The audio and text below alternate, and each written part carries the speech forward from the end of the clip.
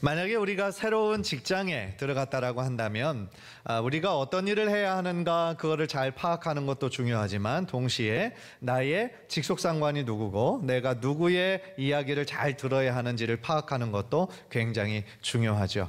어떤 조직사회에서 우리가 성공하고 또한 그 자리에서 잘 적응하기 위해서 많은 사람들이 줄을 잘 서야 된다, 눈치를 잘 봐야 된다, 뭐 그런 얘기들 많이 하죠. 사실 그런 얘기들이 다 틀린 얘기는 아니고 어느 정도 맞는 얘기고, 세상에는 어떻게 보면 권력을 가지고 있는 자들, 기득권자들에게 우리가 잘 맞추어 살 때 또 우리들의 삶이 이렇게 형통하게 되는 그러한 일도 이 세상에 많이 일어나기 때문인 거죠. 그런데 오늘 본문에는요, 세상의 그 기득권층에 세상의 주류를 잡고 있는 사람들의 의견에 따르지 않고 오히려 반박하고 그들에게 대적한 사람의 이야기가 나옵니다. 그들의 앞에는 지금 자신의 인생을 어떻게 보면 평생 감옥에서 썩게 할 힘이 있는 권력자들이었어요. 그러나 그럼에도 불구하고 그들에게 위축되지 않고 담대히 하나님의 말씀을 전한 사람이 있는 거예요. 그게 누구냐면 베드로와 요한이었습니다. 우리는 그들의 삶에서요, 세상의 원리와는 다른 어떤 믿음의 원칙을 가지고 사는 사람들이었기에 가능했구나라는 것을 깨닫게 되는 거죠. 한절을 말하기는 오늘 말씀을 통해서요, 무엇이 그들을 특별하게 했는지, 또한 우리가 그들의 삶에서 무엇을 배울 수 있을지 말씀을 통해 잘 깨닫고 또 우리들의 삶에 적용하고 은혜 받는 은혜의 시간이 되시기를 주님의 이름으로 간절히 축원합니다. 첫 번째로 그들의 삶을 특별하게 했던 그 이유가 무엇일까요? 그들은요, 바로 진리의 확신을 가진 사람이었다라는 거예요. 그렇기 때문에 그들은요, 진리의 확신을 가지고 있었기 때문에 지금 자신들 앞에 있는 사내들의 공의회 앞에서도 전혀 위축되지 않을 수 있었다라는 거예요. 여러분 13절을 보세요. 그들이 베드로와 요한이 담대하게 말함을 보고 그들을 본래 학문 없는 범인으로 알았다가 이상히 여기며 그랬어요. 사내들인 공의회는 당시에 남유다의 최고의 의결 기관입니다. 구성원들이 70명에서 71명이나 되는 사람들이 지금 자신의 앞에 쫙 앉아 있는 거예요. 그 앞에 딱 2명, 베드로와 요한이 서 있는 겁니다. 그러니까 그 분위기 앞에서 얼마나 위축이 돼요. 얼마나 두렵습니까? 그런데 이들은요, 그들 앞에서 지금 어떻게 얘기합니까? 담대하게 말했다는 거예요. 이 담대하게 말했다라는 것을 그전 개역 한글판을 보니까 기탄 없이 말했다, 그렇게 번역을 했었고요. 이 원어로 보니까 그것이 모두 남김없이 이야기했고 자유롭게 이야기했다라는 의미가 그 안에 있다라는 거예요. 사도들의 운명을 결정지을 수 있는 권력자들이에요. 그런데 그들 앞에서 전혀 겁내지 않고 오히려 더 확신에 차서 담대하게 예수 그리스도를 증거했다라는 거예요. 그런데 그들의 모습을 보고 오히려 사내들인 공의회 회원들이 더 놀랐다는 거예요. 저 사람들은 배운 것도 없는 어부들 출신들인데 어떻게 이렇게 이 자리에서 겁내지 않고 저렇게 말을 잘했지? 아주 평범한 사람인 줄 알았다가 오히려 사내들인 공의원들이 깜짝 놀라는 거예요. 어떻게 반응해야 될지를 모르는 거예요. 그런데 이 베드로와 요한이 그들 앞에서 담대할 수 있었던 이유가 있었어요. 우리가 지난번에 살펴보았지만 그 이유는 그들이 성령이 충만했기 때문이다라는 거예요. 성령이 충만했기 때문에 자신들의 눈앞에 있는 사람들의 눈치를 보지 않았던 거예요. 그 자리가 굉장히 엄숙하고 위험 있는 그런 자리였지만 사람들의 눈치를 보지 않고 오직 그 자리에 함께 하신 하나님만 지금 신경 쓰고 있었기 때문에 그들은 조금도 움츠러들지 않았다라는 거예요. 그래서 사내들인 공의회가요, 잠시 그들을 나가라고 일단 명령했어요. 당황스럽잖아요. 그래서 이들을 어떻게 해야 되나, 어떻게 판결을 내려야 되나 고민을 한 거예요. 그런데 아무리 생각해도 이 베드로와 요한이 성전 미문에서 날 때부터 안진뱅이 된 자를 일으켜 세웠던 그 사건, 그 이적은요, 이미 소문이 다 나버렸어요. 그 자리에서 현장을 본 사람들도 많이 있어요. 그리고 무엇보다 공의회 앞에 그 날 때부터 안진뱅이 났다가 지금은 일어서 걸을 수 있는 사람이 그 자리에 나와 있어요. 그러니까 그 사건에 대해서는 도저히 어떻게 무마시킬 방법이 없는 거예요. 그래서 이걸 어떻게 해야 되나 다른 방법을 찾지 못하다가 겨우 생각해낸 것이 뭐였냐면 이 이야기를 이제 더 이상 다른 사람들에게 이야기하지 말라. 그래서 베드로와 사도를 위협하고 그들을 내어보내는 것뿐이었어요. 그게 이제 17절 18절인데요. 이것이 민간에 더 퍼지지 못하게 그들을 위협하여 이후에는 이 이름으로 아무에게도 말하지 말게 하자 하고 그들을 불러 경고하여 도무지 예수의 이름으로 말하지도 말고 가르치지도 말라 하니 그랬어요. 그러니까 산헤드린 공의회가 그 두 사도들에게 할 수 있었던 것은 단순히 위협하는 것뿐이었어요. 왜냐하면 그들의 지금 1차 관심은요 뭐냐면 지금 그들 베드로와 요한이 증거하는 것이 진리냐 거짓이냐 여기에 관심이 있는 게 아니에요. 그들의 관심은 지금 어디에 있냐면 최대한 이 베드로와 사도가 예수의 이야기를 하는 것을 막기 위하는데 더 목적이 있었다라는 거예요. 그런데 여러분, 왜 이렇게 그들은 이 두 사도가 예수를 전하는 것을 막아야 했을까요? 왜 그렇게 두려워하고 있을까요? 그들의 마음속에는요 이런 생각이 있었죠. 지금 많은 사람들이 예수 그리스도를 믿게 되면 지금 유대교를 이루고 있는 많은 사람들이 기독교로 들어가게 되면 지금 예수 그리스도가 유대인들이 그토록 오래 기다리던 메시아이고 그리스도이심을 알게 되잖아요. 그렇게 되면 자신들이 가르쳐왔던 것에 정면으로 반박하는 것이 되고 무엇보다도 그들은 메시아로 오신 예수 그리스도를 죽인 사람이 되잖아요. 그러니까 그렇게 사실이 연결되니까 이들은 필사적으로 그 소식 전하는 것을 막을 수밖에 없었다라는 거예요. 그러니까 다른 말로 하면 그들의 종교적인 기득권을 잃게 될까 봐 그들이 두려워서 떨고 있었다라는 얘기예요. 그래서 산헤드린 공의회가 두 사도에게 다시는 예수의 이름으로 말하지도 말고 가르치지도 말라 이렇게 위협을 했던 거예요. 그런데 한 가지 궁금한 거는 이 산헤드린 공의회가 권력이 있었거든요. 그래서 단순히 그 소식을 전하지 못하게 하려면 감옥에 가둘 수도 있단 말입니다. 간단하게. 그런데 왜 감옥에 가두지 못했을까? 왜냐하면요 그 사실을 알고 있는 많은 사람들이 지금 산헤드린 공의회가 어떻게 판결을 할까 지금 굉장히 관심을 기울이고 있었기 때문이죠. 그러니까 어떤 공식적인 죄가 없는데 그들을 감옥에 가두면 어떻게 되겠어요? 백성들의 마음이 민심이 막 혼란스럽게 되잖아요. 그거를 두려워한 거예요. 여러분, 권력의 자리에 앉은 사람들이 제일 신경 쓰는 게 뭔지 아십니까? 여론이에요. 예. 지금 자신을 지지하는 사람들이 몇 퍼센트고 몇 퍼센트가 반대하는가, 정치인들은 여기에 굉장히 민감할 수밖에 없어요. 그러니까 미국이나 우리 한국도 마찬가지인 거죠. 왜냐하면 자신을 지지하는 세력이 높으면 많을수록 국정을 아주 원동력 있게 힘 있게 이끌 수가 있어요. 그런데 반대하는 사람들이 많으면 아무래도 그렇게 국정을 운영하는 데 있어서 이것이 걸림돌이 될 때가 많이 있기 때문인 거죠. 따라서 당시에 산헤드린 공의회들도 똑같이 그 백성들의 그 민심을 두려워하고 있었다라는 거예요. 그렇기 때문에요, 이 지금 사도 그 산헤드린 공의회 사람들의 그 관심이 진리냐 거짓이냐에 있는 것이 아니라 오히려 그들의 관심사는 이 베드로와 요한이 자신들의 종교적 기득권을 방해할 세력인지 아닌지에만 온갖 관심을 다 기울이고 있었다라는 거예요. 결과적으로 그들이 자신들의 종교적인 기득권을 흔들 사람처럼 보이니까 결국 사도들을 불의한 방법으로 위협한 거예요.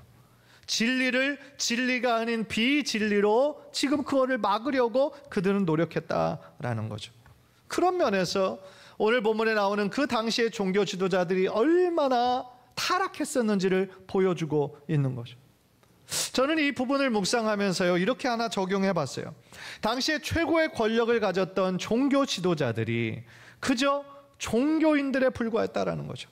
종교인들에 불과했기 때문에 참 진리로 오신 예수 그리스도를 바라보지 못했다라는 거예요. 그런 면에서 저는요 우리의 신앙생활이 단순히 종교생활에 머물러서는 안 되겠다라는 것을 다시 한번 깨닫게 되는 거예요. 여러분, 우리가 믿고 있는 이 종교는요 하나의 종교가 아니에요. 우리는 생명을 믿고 있는 거예요. 만약에 우리 교회에 오래된 그냥 전통만 남아있는 종교만 그냥 있다면, 전통과 형식만 있지 사실은 우리의 핵심인 하나님의 임재와 하나님과의 교제가 없다면 우리도 죽은 종교를 믿고 있는 거죠. 사랑하는 성도 여러분, 저는 무엇보다도 여러분이 지금도 살아계시고 역사하시는 하나님을 온전히 믿음으로 말미암아 매일매일이 주님과 함께 동행하는 축복의 삶이 되시기를 주님의 이름으로 간절히 축원합니다. 경건의 겉모양은 있지만 능력이 하나도 없다면 얼마나 안타까운 일이에요. 만약에 그렇다라고 한다면 예수님 당시에 겉모습은 있었지만 실제 내용은 없었던 이 바리새인들처럼 하나님 앞에 책망받을 수밖에 없었다라는 거죠. 따라서 우리들의 삶에 경건의 모양만 있는 종교인이 아니라 경건의 능력이 나타나고 말씀의 능력이 나타나 매일매일이 정말 살아계신 하나님의 능력을 많이 체험하는 우리 성도님들 되시기를 주님의 이름으로 간절히 축복합니다. 따라서 우리들의 삶 속에 이 흔들리지 않는 진리를 굳게 믿고 오늘 본문에 나왔던 베드로와 사도처럼 베드로와 요한 사도처럼 어떤 상황 속에서도 흔들리지 말고 진리이신 주님을 굳게 붙잡고 믿음으로 승리하는 우리 성도님들 모두 되시기를 주님의 이름으로 간절히 축원합니다. 두 번째로요, 이 베드로와 요한이 특별했던 이유가 있어요. 그들의 삶에 선명한 기준을 가지고 살았기 때문이에요. 그들의 삶의 선명한 기준이 뭐였냐? 바로 하나님 앞에서, 내가 하나님 앞에서 살아간다, 이 기준이 있었다라는 거예요. 여러분, 세상이 지배하는 그 세상의 원리가 아니라 오직 하나님 앞에서 하나님 제일주의로 그렇게 살아가는 삶의 신념이 있었기 때문에 베드로와 요한의 삶이 특별할 수 있었다라는 거예요. 그래서 여러분, 그 산헤드린 공의회에서 18절에 보면 그 베드로와 요한에게 내린 명령이 예수의 이름으로 말하지도 말고 가르치지도 말라 그랬는데요, 그들이 지금 이 거룩한 기준을 두고 살았기 때문에 19절을 보면 굉장히 담대한 이야기를 합니다. 베드로와 요한이 대답하여 이르되 하나님 앞에서 너희의 말을 듣는 것이 하나님의 말씀을 듣는 것보다 옳은가 판단하라 이랬어요. 정말 멋지고 담대한 말이죠. 여러분, 오늘날의 대법관, 대법정 앞에서 그들의 판결을 정면으로 이렇게 반박을 한다면 어떻게 되겠어요? 이렇게 외친다라고 한다면 많은 사람들이 저 사람 뭐야, 아주 광신도구만, 그렇게 생각하며 쫓아버릴지도 모르겠어요. 실제로 베드로와 요한의 이 고백은요, 그 재판의 권위를 인정하지 않는 거예요. 나는 너희들 말에 따를 수 없다라는 거예요. 그런데 베드로와 요한이 어떻게 이처럼 담대하게 얘기할 수 있었을까요? 우리가 방금 읽었던 본문의 하나님 앞에서 이 구절에 그 해답이 들어있다라는 거예요. 즉 자신이 어느 곳에 있든지 나는 지금 누구 앞에 있어요? 하나님 앞에 있다라는 거예요. 하나님 앞에 있다, 신전의식에서 그의 삶에 이런 담대함과 능력이 나타날 수 있었다라는 거예요. 비록 그 자리에 정말 자신의 눈으로, 그냥 육체적인 눈으로는 하나님을 그 자리에서 볼 수 없었겠지만 믿음의 눈으로 하나님이 그 자리에 함께 하심을 확신하고 있었기 때문에 이렇게 담대하게 외칠 수 있었다라는 거예요. 아마도요, 베드로와 요한은 예수님이 승천하실 때 제자들에게 하셨던 이 약속의 말씀을 기억하고 있었을 거예요. 마태복음 28장 20절 우리 한번 다 함께 읽읍시다. 시작. 볼지어다 내가 세상 끝날까지 너희와 항상 함께 있으리라 하시니라. 할렐루야. 세상 끝날까지 너희와 항상 함께 하시겠다. 이렇게 약속하신 예수님께서 보혜사 성령을 우리 모든 믿는 자들에게 보내주셔서 우리가 어디에 있든지 무엇을 하든지 우리를 절대로 떠나지 않고 우리와 동행해 주시는 것이죠. 얼마나 감사한 일입니까? 따라서 그들이 가졌던 이 믿음, 예수 그리스도가 언제나 자신들과 함께 한다는 그 믿음으로 인해서 그 세상을 이겼고 세상의 그 어떤 것도 감당할 수 없는 담대한 믿음의 사람이 될 수 있었다라는 거예요. 따라서요, 당시 최고 종교 지도자들 앞에서 내가 너희들 말에 듣는 것이 옳은지 아니면 하나님의 말씀에 순종하는 것이 옳은지 너희들 스스로 판단해라. 그들이 정말 양심이 있다면 하나님 앞에서 너희들의 판결이 옳은 것인지 한번 생각해봐라, 이렇게 도전했던 것이죠. 그래서 이어서 사도들은요, 다시 한번 20절에서 이렇게 이야기를 합니다. 우리는 보고 들은 것을 말하지 아니할 수 없다. 말하지 아니할 수 없다. 이중 부정은 뭐예요? 강한 긍정인 거죠. 우리가 보고 들은 것을 우리는 반드시 말해야 된다. 말할 수밖에 없다라는 거예요. 이유가 뭐예요? 부활의 증인이기 때문이죠. 많은 사람들이 생각했던 것처럼 예수가 십자가의 죽음으로 끝난 것이 아니라 다시 부활하셔서 지금도 그들과 함께 계심을 그들은 보고 체험하고 있었기 때문에 이 사실을 증거할 수밖에 없었다라는 것이죠. 이 담대한 증인을 사도들은 지금 예수의 부활이 없다라고 하는 사두개인들 앞에서, 많은 사람들 앞에서 지금 예수의 부활을 증언하고 있었다라는 거예요. 그런데 이 구절, 우리는 보고 들은 것을 말하지 아니할 수 없다, 이 구절을 보면서 우리가 지난주 중에 읽었던 예레미야의 그런 고백이 생각이 났어요. 예레미야도 하나님의 말씀을 전하지 않고는 내가 견딜 수 없다라고 고백한 그런 부분이 있어요. 사실 그의 솔직한 마음으로는요, 하나님의 말씀을 전하기가 싫었어요. 예레미야는 하나님이 그를 소명자로 소명을 주셨을 때 이사야처럼 내가 여기 있습니다, 나를 써주세요, 그렇게 하지 않았어요. 나는 어린아이입니다, 나는 말할지 모릅니다, 다른 사람을 쓰세요, 그렇게 했어요. 그런데 하나님께서 내가 너와 함께 해줄게, 내가 너의 입이 되어줄게, 그렇게 도와주신다고 말씀하셔서 예언자가 됐어요. 그런데 예레미야가 전해야 하는 메시지의 내용이 뭐였어요? 남유다의 그 죄악으로 인해서 멸망당할 거라는 거예요. 바벨론의 포로로 잡혀 끌려갈 거라는 거예요. 70년간이나 포로의 생활을 할 거라는 거예요. 누가 좋아했겠어요? 예레미야가 전하는 그 메시지를 듣고 좋아했던 사람은 한 사람도 없었어요. 심지어 그의 가족도, 심지어 그의 동네 아나도 사람들도 다 그를 배척했어요. 그래서 예레미야는 수없이 많이 맞았고요, 억울하게 감옥에 갇혔고요, 어떤 때는 구덩이에 갇히기도 했고요, 많은 사람들에게 조롱을 당했어요. 그러니까 예레미야서 전체를 보면 5번에 걸쳐서 탄식하는 장면이 나와요. 내가 도저히 못하겠다는 거예요. 탄식하는 장면이 나와요. 그러면서 한 번은 다짐을 합니다. 내가 다시는 하나님의 말씀을 전하지 않을 거야, 다짐을 합니다. 그런데 그는 그렇게 할 수 없었던 거예요. 예레미야 20장 9절에 그 예레미야의 마음이 들어있어요. 우리 한번 다 함께 읽읍시다. 시작.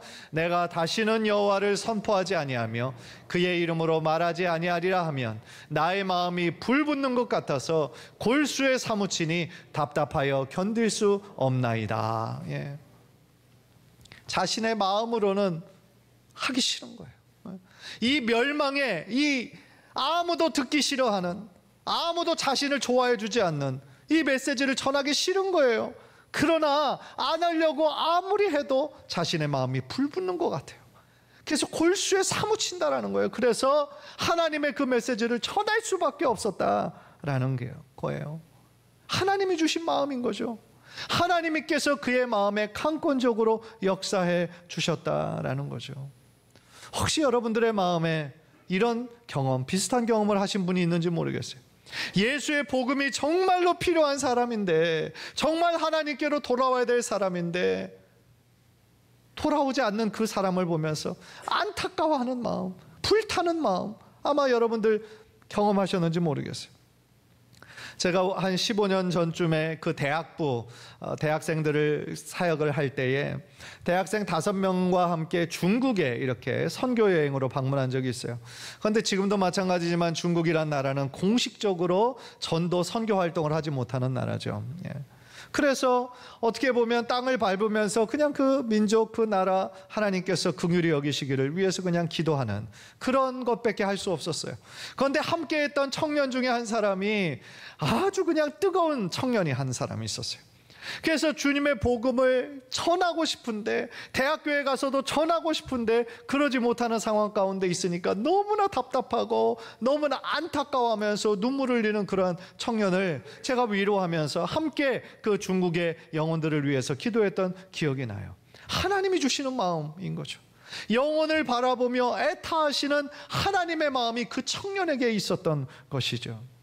그는 미국에서 군목의 사역을 감당하고 있어요. 그래서 군대에 온 많은 영혼들을 또한 말씀으로 가르치는 지금 군인 목사가 돼서 그 사명 잘 감당하고 있습니다. 그런데 저는 정말 여러분의 마음에 이런 잃어버린 영혼을 향한 하나님의 안타까워하시는 마음, 한 영혼을 소중하게 여기시는 그 하나님의 마음을 품게 되시기를 주님의 이름으로 간절히 축원합니다. 사실은 우리들의 가족 중에서도, 우리들의 친척 중에서도 우리들의 마음에 기도 제목으로 품고 있는 분들이 계실 거예요. 그분 돌아오셔야 되는데, 함께 예수님 믿어야 되는데, 예수 믿고 천국 가야 되는데, 여러분들 마음에 계속 눈물로 기도하는 분들이 분명히 계실 거예요. 그런데 가족 전도가 참 말처럼 쉽지가 않죠. 더 어렵죠, 오히려. 그러나 여러분 낙심하지 마십시오. 인간의 말로는 사람의 마음이 잘 변화되지 않지만 하나님께서는 하실 수 있음을 믿으시기를 바랍니다. 우리가 포기하지 않고 하나님의 때를 기다리면서 기도할 때에, 하나님의 때가 찼을 때에, 우리들의 기도의 양이 채워졌을 때 하나님께서는 분명히 하나님의 놀라운 구원의 역사를 이루실 줄 믿습니다. 사랑하는 성도 여러분, 우리 성도님들은 지금 어떤 삶의 기준을 가지고 살아가고 계십니까? 어떤 삶의 원칙이 여러분들을 붙잡고 있습니까? 혹시 그 기준이라는 것이 세상의 원리는 아닙니까? 줄을 잘 서야 되고, 돈이 되는 거라면 뭐든지 해야 되고, 성공의 노예가 되어서 늘 쫓기듯이 살고 있지는 않습니까? 가족과 행복한 삶을 살기를 원하는 바람은 있지만 그 행복을 위해서 어떻게 보면 지금 가장 소중한 것을 뒷전으로 하는 그런 실수를 범하고 있지는 않습니까? 오늘 본문의 베드로와 요한은요, 하나님 앞에서라는 분명한 삶의 기준을 가지고 살았어요. 그래서 그들은 당시의 최고 권력자들을 두려워하지 않았고 오직 하나님만을 두려워하며 담대하게 살 수 있었다라는 거죠. 우리가 잘 아는 종교개혁가 칼빈의 이 좌우명이 바로 이 코람 데오, 하나님 앞에서였죠. 즉 나는 이 사람 앞에서, 나는 이 세상 앞에서 성공과 명예만을 위해 살지 않고 오직 하나님 앞에서 살겠다라고 하는 그의 다짐이었던 것입니다. 사랑하는 성도 여러분, 우리의 신앙생활이 다른 사람들이 보고 있을 때에 정말 하나님을 믿는 척하는 거는, 그거는 쉬울지 몰라요. 그냥 교회만 열심히 출석하면 되니까 말이죠. 그런데 정말 중요한 거, 하나님이 보시는 건 뭔지 아십니까? 아무도 나를 보는 이 없을 때 내가 말하고 내가 생각하고 내가 행동하는 그 모습이 진짜 나인 거예요. 세상에서 가장 힘든 일 중에 하나가 이거라고 그래요. 아무도 보지 않는 곳에서 나를 속이지 않는 거. 그게 가장 힘들다라는 거예요. 정말 그렇습니다. 우리들의 삶을 살면서 다른 사람들의 시선을 의식하며 거기에 매여서 사는 사람들이 아니라 오직 하나님 앞에서 하나님의 거룩한 시선을 의식하며 우리의 삶을 살아갈 때에 우리는 분명히 지금 모습보다 더 나은 모습으로 변하게 될 줄 믿습니다. 간절히 바라기는 우리 모두가 이 세상을 지배하고 있는 세상의 가치관, 세상의 방법을 따라가는 것이 아니라 오직 하나님 앞에서 하나님의 선하시고 기뻐하시고 온전하신 뜻을 따라 이 세상을 믿음으로 이겨나가는, 그래서 주님의 기쁨이 되고 주님의 자랑이 되는 우리 성도님들 모두 되시기를 주님의 이름으로 간절히 축원합니다.